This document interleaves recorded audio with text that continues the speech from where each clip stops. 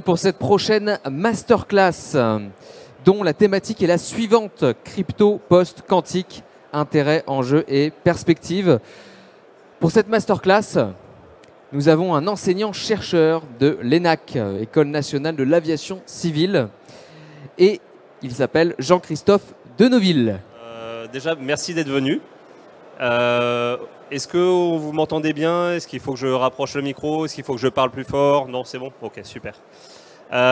Donc effectivement, Jean-Christophe Deneville, enseignant-chercheur à l'ENAC depuis 5 ans et j'ai fait ma thèse sur la crypto post-quantique.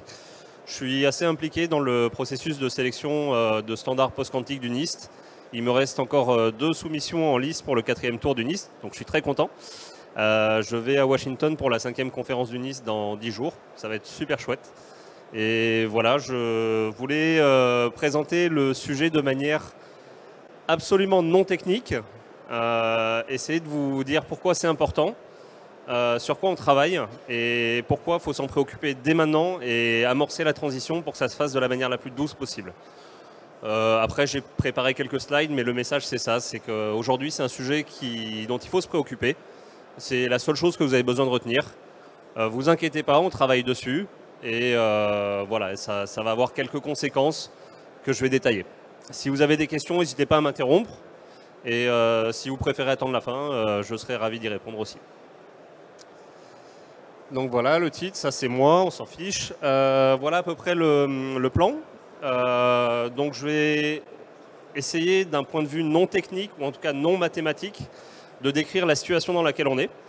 À un moment, je vais avoir besoin d'un tout petit peu de maths, mais j'essaierai de rendre ça assez agréable.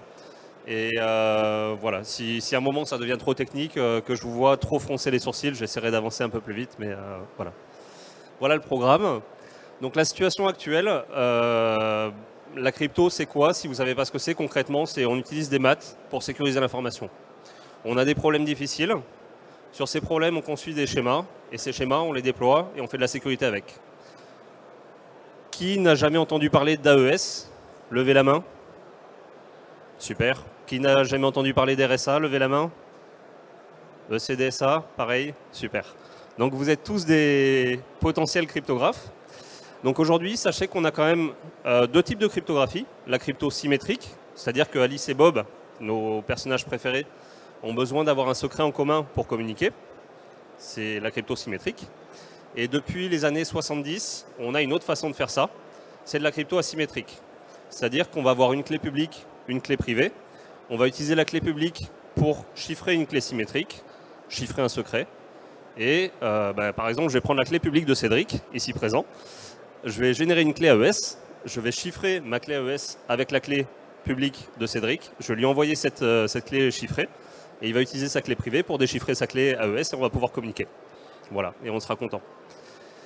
Et aujourd'hui, on a surtout quelques protocoles qui sont largement utilisés. Donc pour le symétrique, c'est l'AES. On a quelques reproches à lui faire, mais bon, il est largement utilisé. On a confiance dans ce protocole, donc on va continuer à l'utiliser. Et sur les échanges de clés, on a plusieurs méthodes qui sont plus ou moins efficaces, qui ont plus ou moins d'avantages, et qui sont essentiellement basées sur la théorie des nombres. Et je pense notamment à RSA, Diffie-Hellman sur des courbes elliptiques, ECDSA, Elliptic Curve Digital Signature Algorithm. Et voilà, concrètement, dans un monde classique, tout se passe bien. Ces protocoles, ils sont éprouvés, ils ont été standardisés, donc voilà, tout se passe très bien avec ces protocoles-là. Le problème, c'est que depuis les années 90, on a quelque chose qui est apparu, qui est un algorithme qui permet de résoudre certains problèmes de manière plus efficace. Et là, je suis désolé, j'ai besoin d'un tout petit peu de maths, mais vous inquiétez pas, ce ne sera pas trop compliqué non plus. Essentiellement, le schéma de chiffrement RSA, il repose sur un problème que je vais appeler le problème RSA, qui est à partir du module public, à partir d'un chiffré C, et à partir de l'autre partie de la clé publique E, je dois trouver le message qui a été chiffré. Quand vous connaissez un petit peu RSA, pour chiffrer un message M, vous prenez la clé publique N et E, et vous calculez C égale M puissance E modulo N. Et donc à partir de C, le problème RSA il vous demande de retrouver M. Ok ? C'est ce que j'appelle le problème RSA. Un autre problème qu'on rencontre assez souvent quand on fait de la crypto, c'est le problème de Diffie-Hellman. Diffie-Hellman, en 1976, ils ont proposé un protocole qu'on appelle un protocole d'échange de clés pour s'échanger un secret de manière sûre sur un canal de communication qui ne l'est pas. Donc ça utilise un petit peu de subtilité mathématique.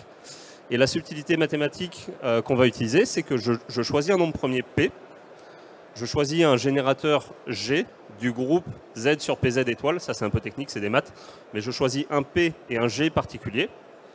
Et essentiellement, Alice va calculer G puissance A modulo P, Bob va calculer G puissance B modulo P, ils vont s'échanger ces deux valeurs et ils vont arriver à un secret commun, à une valeur commune que eux seuls peuvent calculer.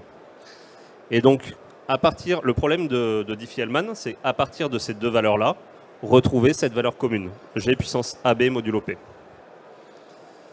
Si on regarde un petit peu, si on décompose ces problèmes-là et qu'on cherche à se rapprocher de ce qu'on connaît mathématiquement le mieux, le plus proche de ces objets-là, on retombe sur le problème de la factorisation, qui est un problème qui est vieux comme le monde.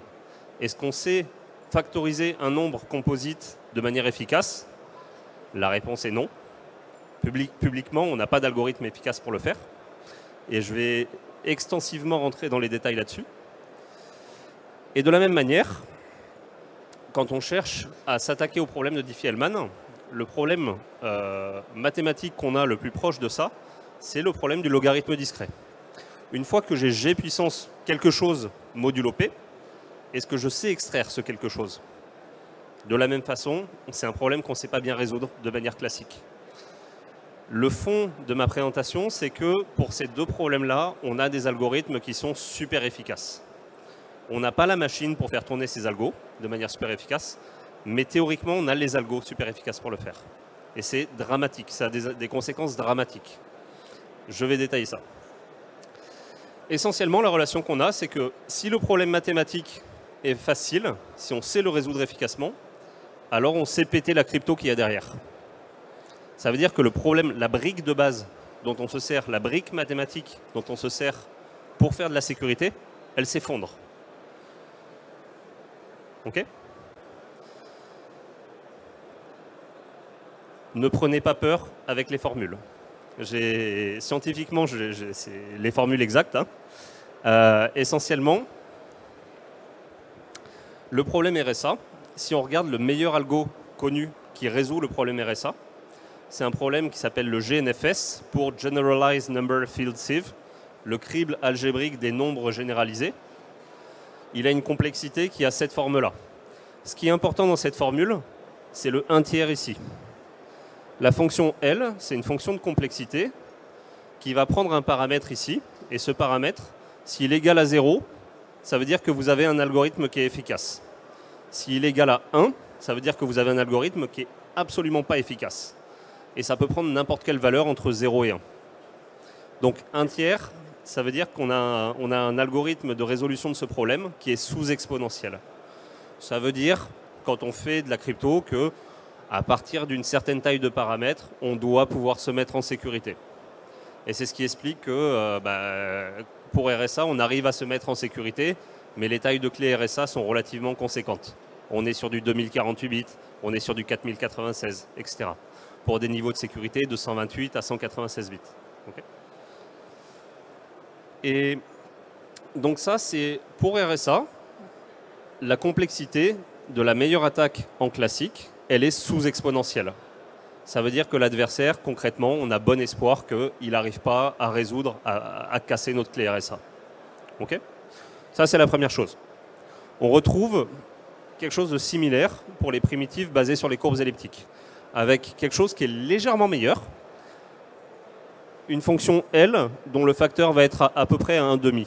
Ça veut dire que les problèmes basés sur les courbes elliptiques sont un tout petit peu plus durs.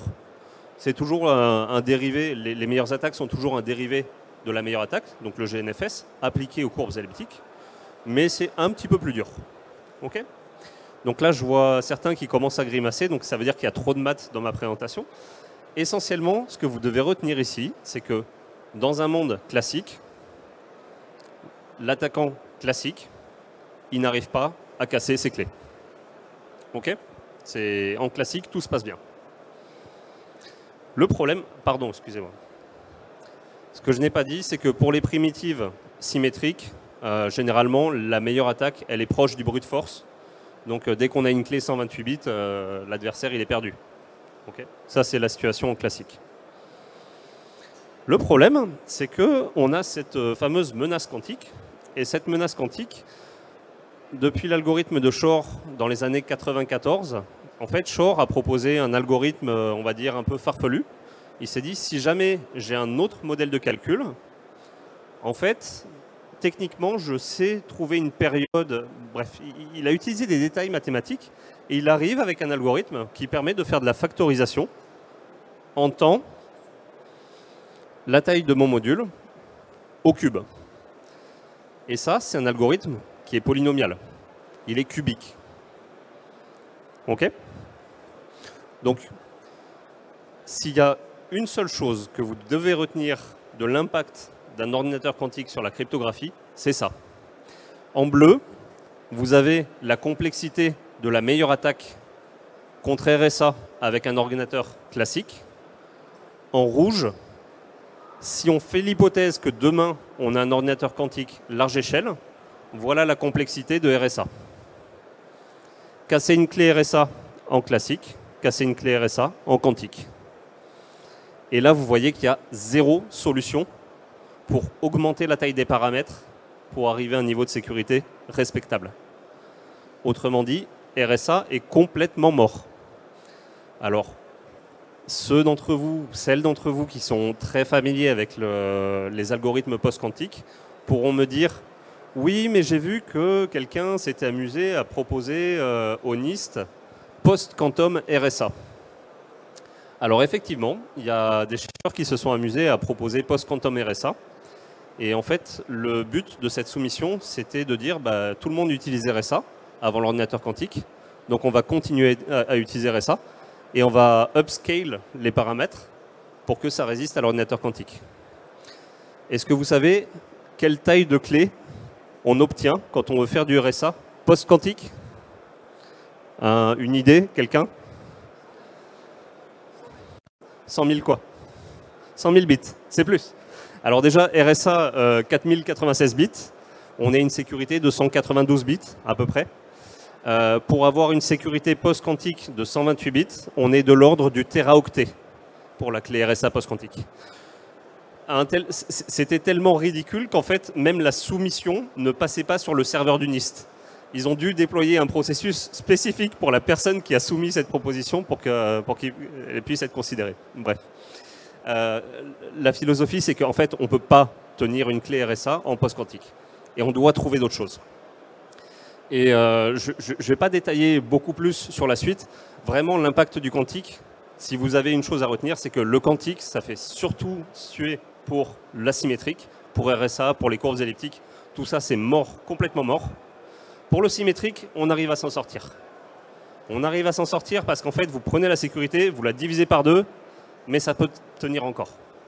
Si vous prenez un AES 256, c'est déployé, c'est efficace, on a des instructions processeurs, on a des instructions matérielles, on a des jeux d'instructions spécifiques pour faire de l'AES 256. C'est super efficace et on peut avoir de l'AES qui résiste à du quantique.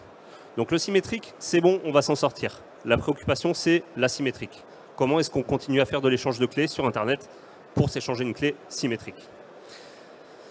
Et donc, tout ça, c'est bien beau, mais malheureusement, pour les adversaires, heureusement pour nous, ça nécessite ce qu'on appelle un CRQC. C'est le terme anglais, c'est Cryptographically Relevant Quantum Computer. Si je devais le traduire, je dirais un ordinateur quantique cryptographiquement pertinent. Essentiellement, c'est un ordinateur quantique large échelle qui permet de faire tourner l'algo de Shor. Et ça, c'est un papier qui date d'il y a 2 ans, je crois, qui évalue en fait qu'est-ce que ce serait qu'un CRQC, qu'est-ce que ce serait qu'un ordinateur quantique large échelle. En fait, ce serait un ordinateur quantique qui aurait à peu près 20 millions de bits, de qubits, de bits quantiques, ce qui serait le strict minimum pour factoriser un module RSA de 2048 bits, par exemple. OK ? Tant qu'on n'a pas ça, on ne sait pas appliquer l'algorithme de Shor. Certains ont appliqué l'algorithme de Shor sur 15 15 bits. Donc c'est génial, hein, on arrive à factoriser de tout petits nombres en quantique. Pour l'instant, on n'a pas l'infrastructure qui permet de le faire. Oui, la question. Les 20 millions de qubits, vous parlez de qubits logiques ou de qubits physiques? Et c'est le nerf de la guerre, merci pour la question. Là, en fait, concrètement, là, on rentre très profondément dans le détail. Les qubits qui sont essentiels, en fait, essentiellement, ce qu'il faudrait pour factoriser un module 2048 bits RSA, ce serait un petit peu plus que 2048 qubits logiques. Et pour déployer ces 2048, c'est un petit peu plus de 2048 qubits logiques, il faudrait à peu près 20 millions de qubits physiques. Très bonne question, merci. D'autres questions? Très bien, gardez-les pour la fin, sinon ça, on a le temps. Et on en est loin des 20 millions de qubits physiques. Et ça, c'est les meilleures projections. Donc le monde ne va pas s'effondrer demain, je vous rassure. Mais en fait, on ne sait pas où exactement on est entre une estimation faible d'un équivalent de la loi Moore pour le quantique, un équivalent fort de la loi de Moore pour le quantique, et les projections des meilleurs constructeurs d'ordinateurs quantiques. On ne sait pas où exactement on est. Là où on sait exactement où on est dans le flou le plus total. Et ça entretient cette menace quantique. Et je pense que si ma présentation est bien faite, on devrait arriver à des estimations et à ce qui entretient le fait de vouloir transitionner vers de la crypto post-quantique le plus rapidement possible. Si vous interrogez les experts dans la physique quantique, ils vous disent que, selon eux, ça arrivera d'ici 15 à 20 ans. Un ordinateur quantique qui est capable de péter un module RSA 2048 bits, ça arrivera d'ici 15 à 20 ans. Voilà. Alors, ne me demandez pas mon avis. Je n'y connais absolument rien en physique quantique. Heureusement pour moi, je n'ai pas besoin d'être expert en physique quantique pour faire de la crypto post-quantique. Voilà. Mais bon, vous avez un très bon rapport. Si vraiment le sujet vous intéresse, je vous invite à consulter ce rapport. Un des directeurs de l'établissement qui a produit ce rapport, c'est Michel Mosca. On va revenir à lui dans une seconde. L'impact concret qu'on a, c'est que ce fameux Michel Mosca, en 2015, donc c'était il y a déjà quasiment 10 ans, il a dit une chose qui est super importante d'un point de vue de la transition vers de la crypto post-quantique. Il a dit que si ça, que je vais appeler, je ne sais plus si je l'appelle X, Y ou Z, je vais organiser ma pensée, je reviendrai vers vous après. Si essentiellement le temps pour avoir un ordinateur quantique est inférieur à la somme du temps de migration plus le temps où vos données doivent rester sécurisées, alors là, vous commencez à voir apparaître un petit rectangle rouge qui est la période d'insécurité de vos données. Et ça, c'est super important parce que c'est pour ça que nous, on cherche à faire de la pub auprès de tous les industriels, dire c'est maintenant qu'il faut s'inquiéter et commencer la transition. C'est que si cette période-là de transition et de sécurisation de la donnée est plus longue que le temps qu'il faut pour déployer un ordinateur quantique, bah, potentiellement les données que vous manipulez, elles sont déjà compromises. Et ça met du temps à intégrer dans l'esprit des gens. Ils se disent là, on est super large, on va déjà attendre de voir les standards, on va commencer la migration. Et non, je vais vous expliquer pourquoi ça ne marche pas, et c'est la raison du pourquoi. Alors forcément, on ne parle pas de la menace du particulier dans son garage qui va essayer d'enregistrer le trafic Internet. On parle de menaces étatiques. Vous avez une stratégie qui s'appelle le Store Now ou Harvest Now and Decrypt Later, qui est essentiellement un organisme, un État, peut déployer suffisamment de ressources pour enregistrer le trafic TLS, HTTPS, ce que vous voulez, du trafic sensible, pour se dire c'est quelque chose, c'est de la donnée sensible. Et peut-être que cette donnée sensible, je devrais, de manière classique, déployer un effort de 20-25 ans pour arriver à la déchiffrer. Mais peut-être que dans 15 ans, je vais avoir une technologie de disponible qui permettra de cryptanalyser cette donnée-là de manière ultra efficace. Le surcoût que j'ai à assumer, c'est le coût de stocker des terras et des terras de données pour, dans 10, 15, 20 ans, pouvoir la déchiffrer super efficacement. Et cette stratégie-là, elle fait peur. Elle fait peur parce qu'on ne sait pas s'en protéger et on ne sait pas exactement qui écoute et enregistre le trafic à l'heure actuelle. Et c'est pour ça que nous, on vend le fait de switcher vers des algos qui protègent de ça dès maintenant.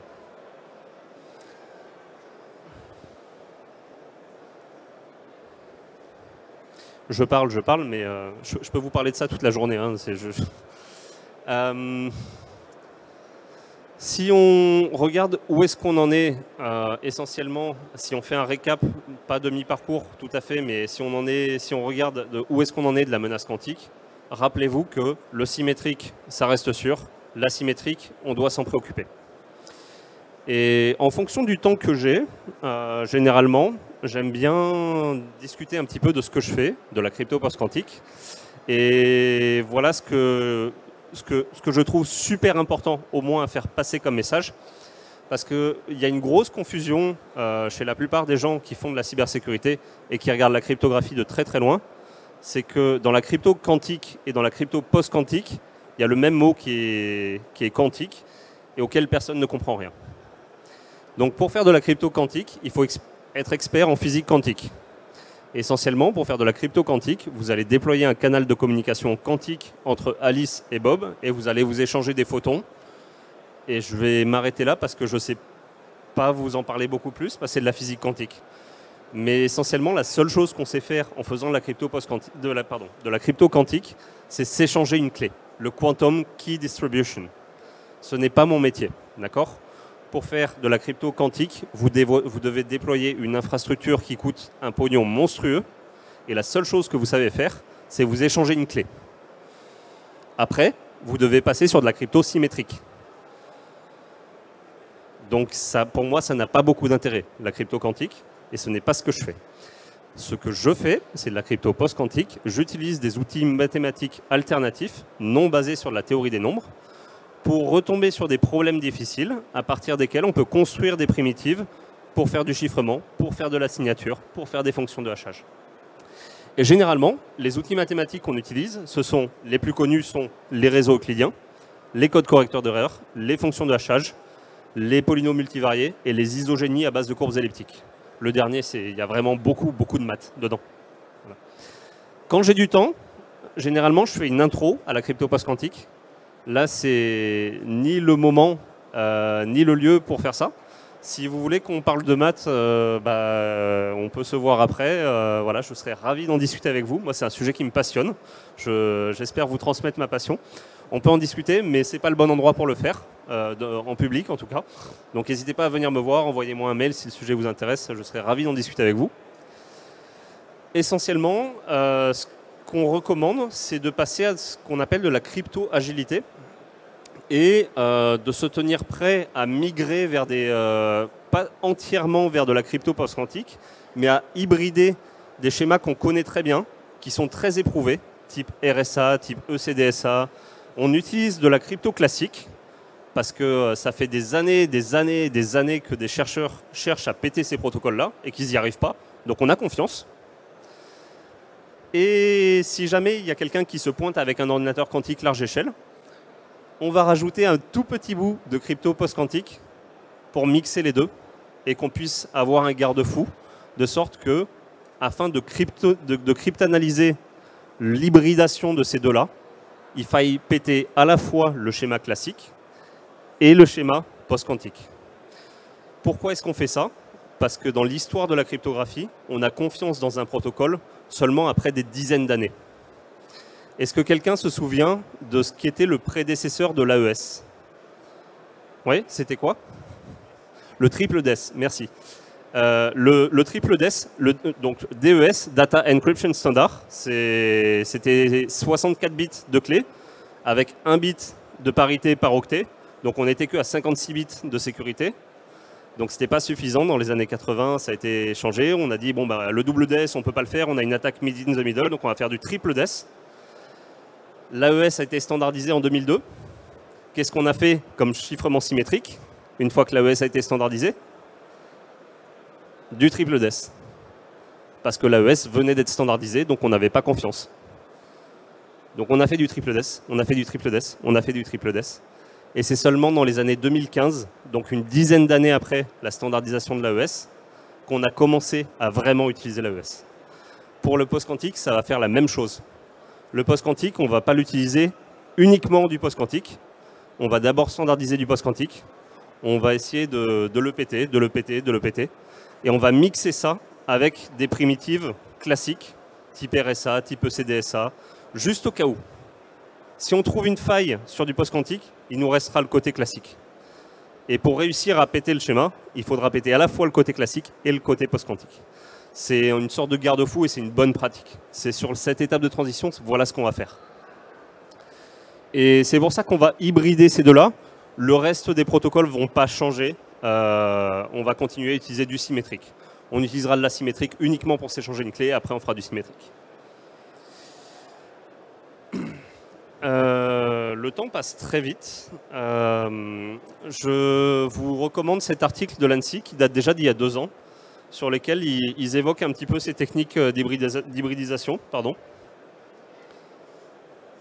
Et entre autres recommandations, on retrouve aussi des protocoles super importants, notamment IKE V2 et TLS. Et vous pouvez aller voir les détails, on a déjà des embryons de RFC dessus. Je les montre ici. Donc là, on a un draft de l'IETF. Et après, on a un draft aussi de RFC. Voilà. Sachez qu'on commence à s'en préoccuper. On essaie de concrétiser un petit peu tout ça. Et comme je vais manquer de temps par la suite, je vais juste vous parler un petit peu de là où on en est du NIST. Dites-vous bien que c'est un sujet qui est hyper chaud. On a les premiers standards qui ont été choisis. Pour ceux qui s'intéressent vraiment aux détails et qui veulent lire les standards, ce sera FIPS-203, 204, 205. Ça doit être FIPS 203, ça doit être FIPS 204, ça doit être FIPS 205. Falcon, c'est un petit peu plus technique à mettre en œuvre, donc le NIST a annoncé qu'il prendrait un peu plus de temps pour le faire. Donc Falcon, je crois que ce sera FIPS 206. Et on est actuellement dans le 4e tour du NIST, où il reste que des primitives basées sur les codes correcteurs d'erreurs. Ça, c'est basé sur les réseaux, sur les réseaux, sur les réseaux, sur les fonctions de hachage. Les 3 suivants ici sont basés sur les codes correcteurs d'erreurs. Je suis partie prenante parce que je suis impliqué dans Bike et dans HQC. Je suis un co-auteur de ces deux-là. Si vous voulez, mon préféré, c'est HQC. S'il vous plaît, utilisez HQC. Voilà. J'ai absolument 0 royalties ni quoi que ce soit. Hein. C'est uniquement pour la gloire. Hein. Donc voilà, je touche 0 €. Et voilà où on en est. Dans 10 jours, on en saura peut-être un peu plus parce qu'il y a la 5e conférence de standardisation du NIST qui sera à Washington. Et voilà, j'espère qu'ils choisiront bientôt HQC, comme vous. Et je pense que je vais m'arrêter là et répondre à vos questions si vous en avez. Juste, ça c'est assez important. On est dans les temps ? Oui, bah là on va être sur la fin. Super. Essentiellement, c'est facile de se perdre dans le monde de la crypto post-quantique. Et ça, c'est un schéma qui a été fait par Carlos Aguilar. Je lui ai piqué sans lui demander, mais je lui rends le crédit ici. Et je le remercie pour ça. Voilà les avantages et les inconvénients que vous avez pour chaque primitive. Essentiellement, en tant qu'intégrateur de crypto, ce à quoi vous pouvez vous attendre, c'est une large augmentation de la bande passante et de la mémoire dont vous aurez besoin pour faire tourner ces primitives. Mais dites-vous que si ça coûte cher pour vous, ça coûtera toujours moins cher que de déployer une infrastructure de crypto quantique. Okay ? Ça, c'est la solution bas prix. Malheureusement, il y a des inconvénients. Et essentiellement, les réseaux sont très attractifs parce qu'ils arrivent avec le meilleur compromis temps, mémoire, bande passante. Les codes sont vraiment pas mauvais. Les fonctions de hachage sont très bien parce qu'on a une hypothèse de sécurité qui est minimale. Et les 2 autres, pour l'instant, je les qualifierais de non matures pour la standardisation. Donc voilà, typiquement, concentrez-vous sur ces 3 primitives-là. Dans tous les cas, suivez les recommandations du NIST et n'implémentez jamais votre propre crypto vous-même. Il y a des gens qui le font et voilà, c'est pour ça qu'on est payé. Et je vous remercie pour votre attention. Gardez à l'esprit que c'est maintenant qu'il faut agir. Parce que si le temps de migrer plus le temps de sécuriser vos données est supérieur au temps de développer un ordi quantique, vos données sont potentiellement déjà compromises. Et voilà, je vous remercie pour votre attention et n'hésitez pas si vous avez des questions. Merci beaucoup.